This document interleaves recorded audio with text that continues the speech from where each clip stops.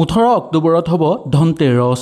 এই ধনতেৰছৰ দিনা যদি গাৰুৰ তলত আপোনালোকে এই এটা বস্তু ৰাখিব পাৰে তেনেহ'লে ৰাতিৰ ভিতৰতে আপোনালোকৰ ভাগ্য সলনি হৈ পৰিব।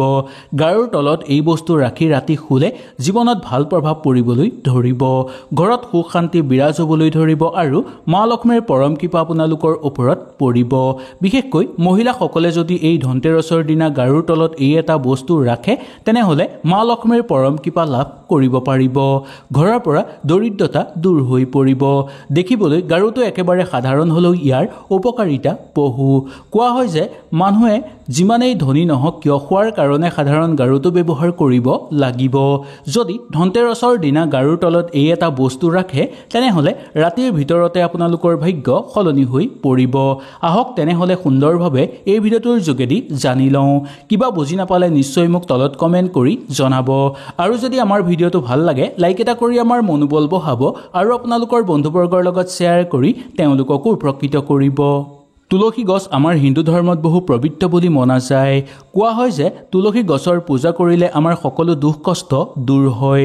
ৰাতিৰ শোৱাৰ সময়ত গাৰুৰ তলত যদি আমি তুলসী পাত ৰাখিব পাৰোঁ তেনেহ'লে আমাৰ বহু ভাল হ'ব।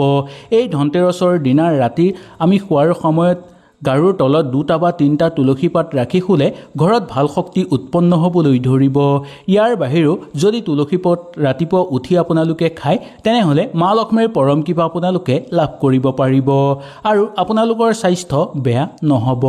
মনত ৰাখিব যে কেতিয়াও ভাটিবেলাৰ সময়ত তুলসী পাত ছিগিব নালাগে, এনে কৰিলে আপোনালোকৰ বহু পাপ লাগিব। শাস্ত্ৰৰ মতে ভাটিবেলা তুলসী পাত ছিগাটো বহু বেছি অশুভ বুলি মনা গৈছে। এনে কাম কৰিলে জীৱন ধ্বংস হৈ পৰিব আপোনালোকৰ বা জীৱনত বেয়া সংকেত অহাৰ সম্ভাৱনা লাভ কৰিব। সেইকাৰণে ৰাতিপুৱাই তুলসী পাত ছিগি থ'ব আৰু ৰাতিৰ শোৱাৰ সময়ত গাৰুৰ তলত ৰাখি শুব। ধনতেৰছৰ দিনা যদি এনেকৈ কৰে তেনেহ'লে আপোনালোকৰ ওপৰত মা লক্ষ্মীৰ পৰম আশীৰ্বাদ লাভ হ'ব, যাৰ ফলত ঘৰত ধনে সোণে উপচি পৰিবলৈ ধৰিব। বিশেষকৈ মহিলাসকলে কৰিলে ভাল, যদি পুৰুষসকলেও কৰিব বিচাৰে তেনে ক্ষেত্ৰতো আপোনালোকে সুন্দৰভাৱে কৰিব পাৰিব। ধনতেৰছৰ দিনা ভাল শক্তি লাভৰ কাৰণে মৌৰাৰ পাখি গাৰুৰ তলত ৰাখি শোৱাটো বহু বেছি শুভ বুলি মনা গৈছে। এই বস্তু আপোনালোকে গাৰুৰ তলত ৰাখি শুলে আপোনাৰ ওপৰত কেতিয়াও বেয়া শক্তিয়ে প্ৰভাৱ নেপেলায়। বহু লোকে কিতাপৰ মাজত মৌৰাৰ পাখি ৰাখে, এনে কৰাটো বহু বেছি শুভ বুলি মনা গৈছে। গাৰুৰ তলত মৌৰাৰ পাখি ৰাখি শুলে গ্ৰহ দোষৰ পৰা পৰিত্ৰাণ লাভ কৰিব পৰা যায়। ইয়াৰ ফলত জীৱনত সকলো সুখ শান্তি আপোনালোকে লাভ কৰিব পাৰিব। দুৰ্ঘটনাৰ পৰা বাচিবলৈ হ'লে মৌৰাৰ পাখি আপোনালোকে গাৰুৰ তলত নিশ্চয় ৰাখি শুব লাগে। সদায়ো যদি আপোনালোকে ৰাখি শুব পাৰে তেনেহ'লেও ভাল হ'ব। ৰাতিপুৱা উঠি সেই মৌৰাৰ পাখিটো দৰ্শন কৰিব, তাৰ পিছতহে আপোনালোকে বিচনাৰ পৰা নামিব। এনেকৈ কৰিলে আপোনালোকৰ গোটেই দিনটো সুকলমে পাৰ হোৱা দেখিবলৈ পাব।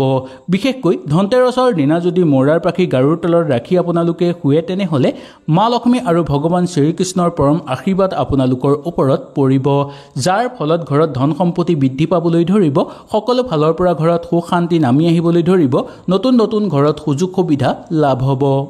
ধনতেৰছৰ দিনা ঘৰৰ চাবি কোচা যদি আপোনালোকে বিচনাৰ তলত বা গাৰুৰ তলত ৰাখি শুৱে তেনেহ'লে আপোনালোকৰ ভাগ্য সলনি হৈ পৰিব। যদি আপোনালোকৰ সময় বেয়া চলি আছে, মনত যদি বেয়া বেয়া চিন্তা আহে বা কিবা কাৰণত যদি আপোনালোকৰ টোপনি নাহে, তেনে ক্ষেত্ৰত আপোনালোকে গাৰুৰ তলত আপোনালোকৰ ঘৰৰ চাবি কোচা ৰাখি শুব। এই ধনতেৰছৰ দিনা যদি এনে কাম কৰে তেনেহ'লে দেখিবলৈ পাব যে ৰাহু কেতুৰ বেয়া প্ৰভাৱৰ পৰা আপোনালোকে পৰিত্ৰাণ লাভ কৰিব। কেতিয়াও বেয়া শক্তিৰ প্ৰভাৱ আপোনালোকৰ ওপৰত নপৰিব। ইয়াৰ বাহিৰেও শনিদেৱৰ বেয়া প্ৰভাৱো নপৰিব আপোনালোকৰ ওপৰত।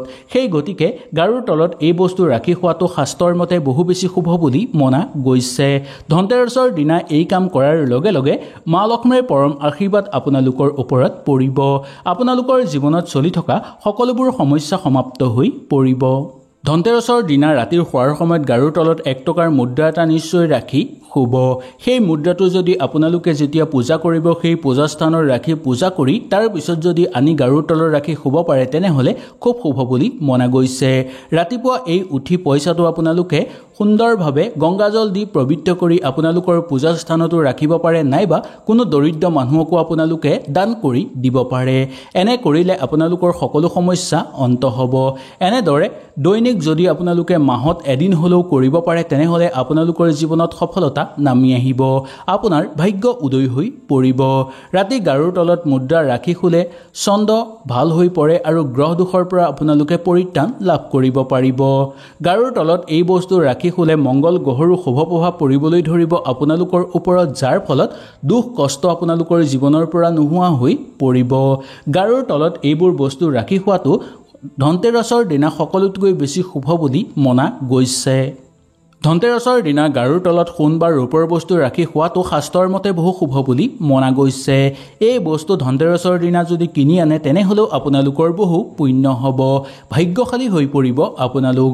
ধনতেৰছৰ দিনা গাৰুৰ তলত খোৱাৰ আগে মহিলাসকলে বিশেষকৈ গাৰুৰ তলত সোণৰ বা ৰূপৰ গহনা ৰাখি খোৱাটো শুভ বুলি মনা গৈছে এই দিনা এনে কৰি খুলে সাক্ষাৎ মা লক্ষ্মী আহি আপোনালোকৰ ঘৰত বাস কৰিবলৈ ধৰিব আৰু আপোনালোকৰ ঘৰৰ সকলো সমস্যা দূৰ হৈ পৰিব জীৱনত চলি থকা সমস্যাবোৰ নোহোৱা হৈ পৰিব ভাগ্য আপোনালোকৰ উদয় হৈ পৰিব নতুন নতুন সুযোগ সুবিধা আপোনালোকে লাভ কৰিব ধনতেৰছৰ দিনা গাৰুৰ তলত কোনো ধাৰ্মিক বস্তু ৰাখি খোৱাটো বহু ভাল বুলি মনা গৈছে গাৰুৰ তলত ধাৰ্মিক বস্তু ৰাখি খুলে আপোনালোকৰ ভাগ্য সলনি হৈ পৰিব কোনো ধৰণৰ ভয় ভাৱ বা ক্ষোভ ভাৱ আপোনালোকৰ নাথাকিব সফলতাৰ দিশ আপোনালোকৰ মুকলি হৈ পৰিব সেই গতিকে গাৰুৰ তলত ধাৰ্মিক বস্তু ৰাখি খোৱাটো শুভ বুলি মনা গৈছে বিশেষকৈ ধনতেৰছৰ দিনা মহিলাসকলে যদি গাৰুৰ তলত এইবোৰ বস্তু ৰাখি শুব পাৰে বা ধৰ্মীয় বস্তু যিকোনো এটা ৰাখি শুব পাৰে তেনেহলে দেখিবলৈ পাব যে আপোনালোকৰ বহু বেছি সৌভাগ্য নামি আহিব ধাৰ্মিক বস্তুৰ ভিতৰত যিকোনো যন্ত্ৰ